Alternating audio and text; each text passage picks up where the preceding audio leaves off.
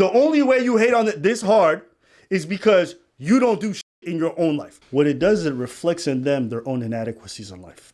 Because they want to frame themselves as the people who help the downtrodden, not realizing they never take individual steps themselves. They only complain about the system.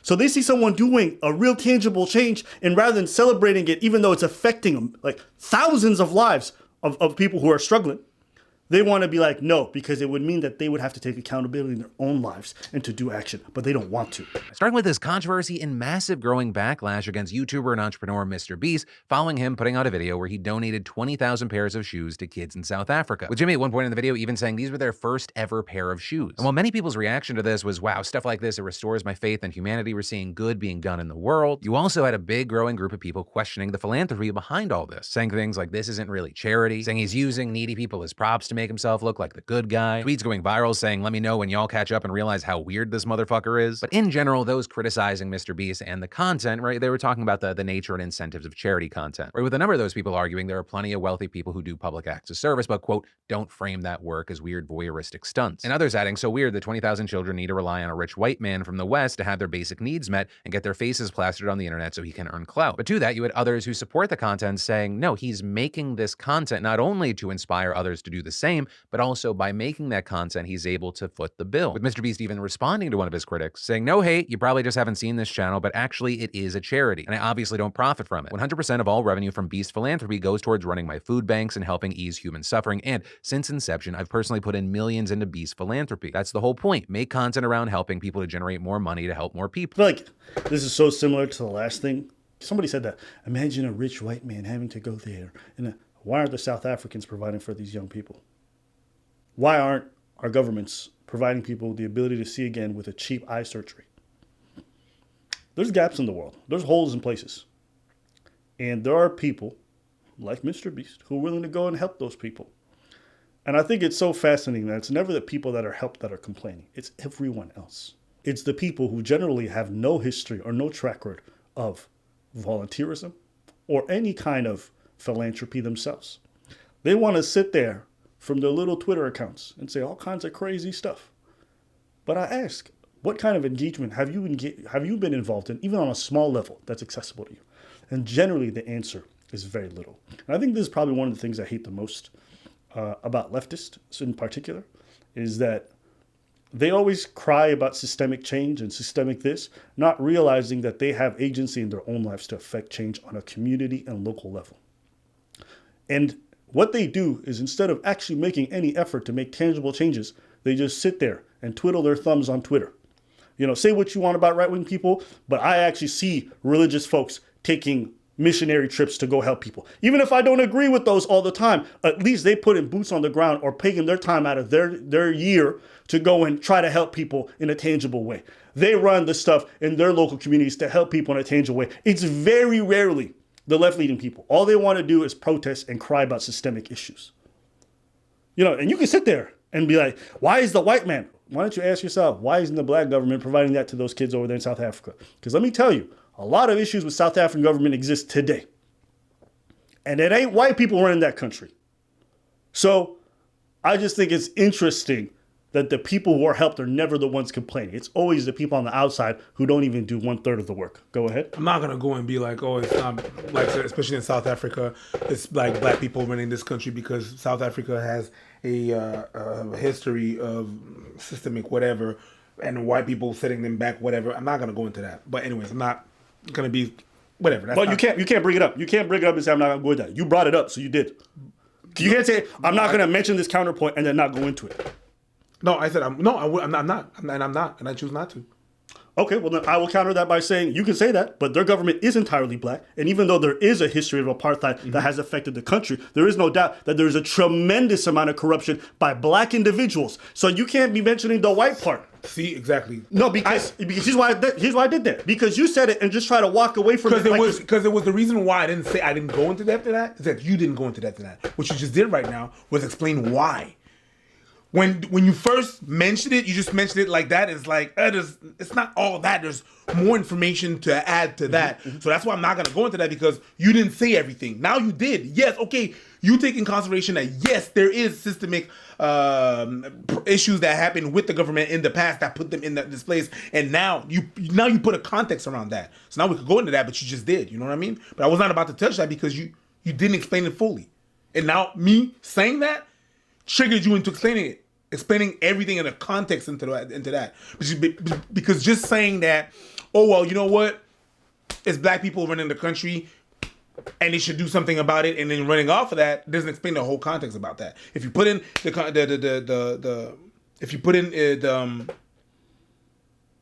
what's the word? If you put in the corruption, and if you put in all the issues that there is and how it's set up, then it makes more sense. That's why I didn't want to go there, because it was not all said. But it's not even part of the conversation. Also, it's not the whole thing about the conversation. No, but people are trying to frame it as a white man from the West coming in to fuck shit up. And the reason why I said that is like, it's not white folks who are fucking this shit up right now for black folks in a lot of Africa. That's a lot of our own people. And that's something that we have to be accountable for. So this narrative that whiteness is the majority of the issue, don't get me wrong. There's places where Western intervention has fucked up certain countries, and that's absolutely true. But how you going to blame a white individual helping out the locals when the black governments who have the power to do so choose their own family lineage and their own wealth as a means to perpetuate their wealth rather than helping the people? So that's what I was just going against. I just thought the comment was deflected, but we can agree to disagree. No, we agree. I'm not a fan of those things wherever I've always said that whenever you give and then you don't give your consent to people, they don't give their consent, and then you film them and you give. And I don't think that this is the case, right? He's helping people and he's not making money out of that. Yeah, but but it's a white man. Why is it a white man? My issue with that is I feel like we can never win. Because the same people that are saying on Twitter, well, why is a white man going, are the same people that are turning around and looking at Elon Musk and looking at Bezos and say like, why don't you help all those countries?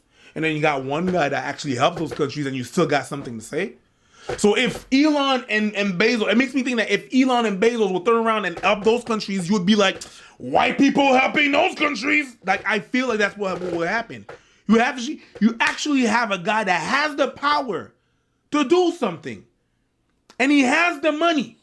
And he actually does it. What you've been saying. And what people and what the left has been complaining about for a couple of past years.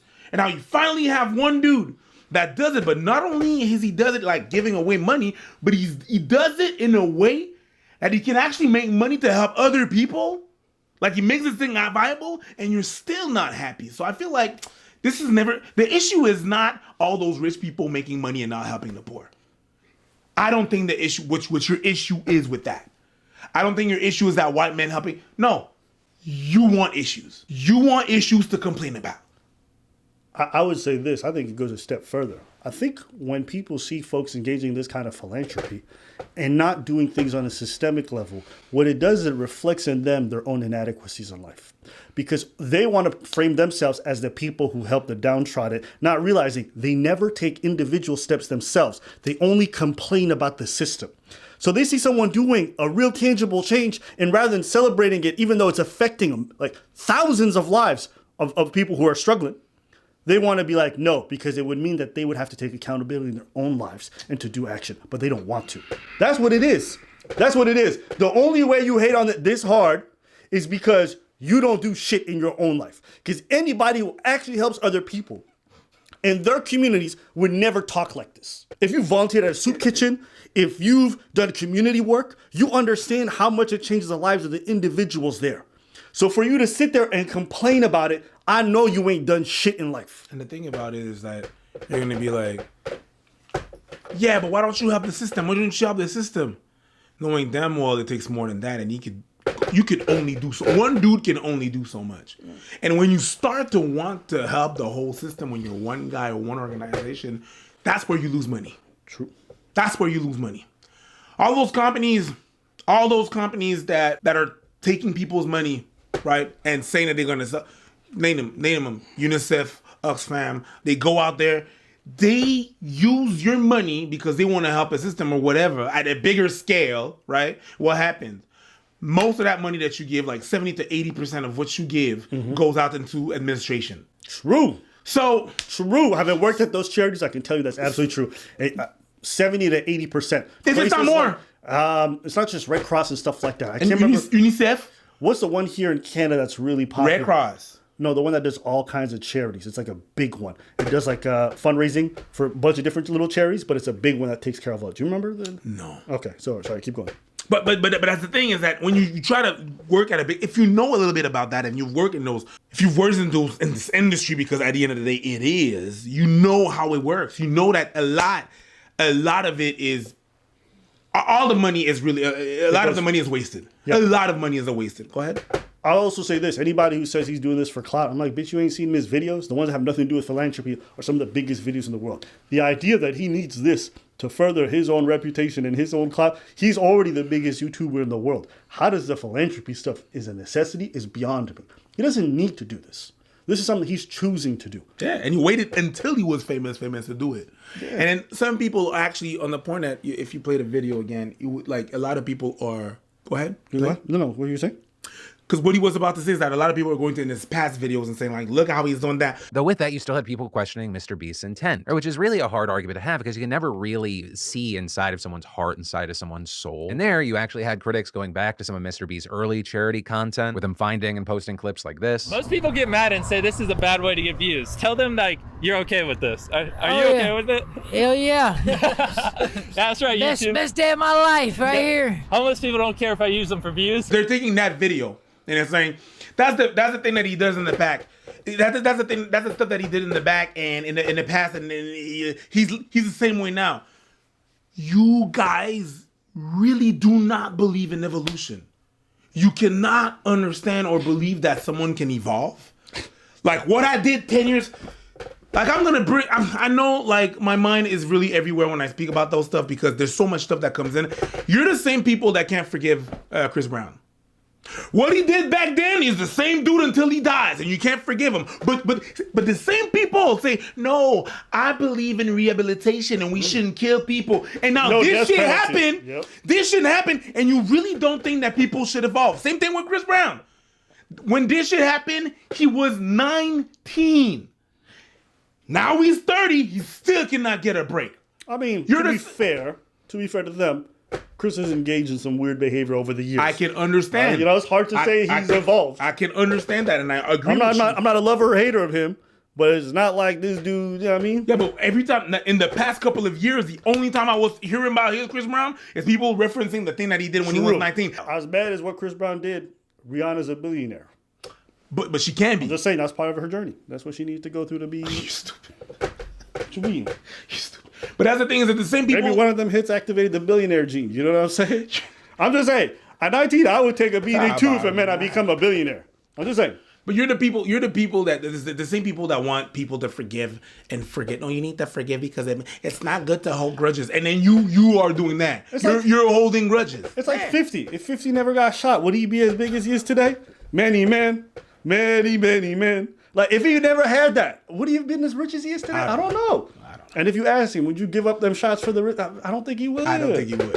I don't think he would. Sometimes you got to go through some fucked up shit. I'm just saying. Though with that, you saw many people defending MrBeast, saying, this is over 5 years ago, and arguing things like his understanding and sensitivity about the people featured in his content has likely evolved. Okay, so that's the gist of it. I don't know. To me, whether it's somebody regaining their eyesight, like, listen, having good footwear, especially you have to understand, in large parts of Africa, there are no paved roads. There's a lot of trash in places, glass on the floor. I remember, like, a lot of the walls are actually just lined up with broken glass. You get what I'm trying to say? Like, there's a lot of hazardous stuff on the floor. So kids having access to good footwear can preserve their feet, and you need your feet, especially in Africa, because nigga, you gonna walk. You gonna walk on some rough surfaces, some bad spots, and you see a lot of people get foot infections. They end up having to chop things off, or they end up getting hurt, and they can't do the things that they need to do. So, I think it's a great initiative. I think these kinds of initiatives are very admirable. And I think considering the landscape of content nowadays, which is very self-centered, buying Bugattis, buying a bunch of other dumb shit that's completely frivolous and nonsensical, You can do that. It's okay. These things are not necessarily bad. What I'm trying to say is this is a nice counterbalance. It's nice to see this kind of stuff. And if people are doing good, even if it is for their own self-interest, I don't care because we need more good in the world. Too many people are struggling financially. Too many people are hurting from a housing standpoint, from a health standpoint, from an accessibility standpoint to basic fucking goods. If YouTubers want to use their hard-earned money to create a system in which they can help, even if it's 1,000 people or 100 people or 10 people, I think it's a beautiful thing. So that's where I stand on this. Anything else you want to say? You don't want to give a shout out to MrBeast? Shout out, MrBeast. I was going to give a shout out to MrBeast. Oh, maybe there's something you want to say on this topic. So I was just giving you a shout. No. I said what I said. It's just they're never happy. They're never happy. They're never happy, and you can never win. The actual thing that they asked, Yeah. is happening. Yeah. Not happy. Not happy. Not happy. I didn't like the framing of him being a white man. I didn't like the framing of, oh, why would you film this? Because it helps the business, and he's able to help more people. And as long as everyone who's involved consents, what's the issue? It's like none of you. It's like you guys are talking, but none of you understand how this shit works. None of you. But again, I only take people seriously who actually engage in some form of help on their local level to some degree. If you don't, you need to shut the fuck up.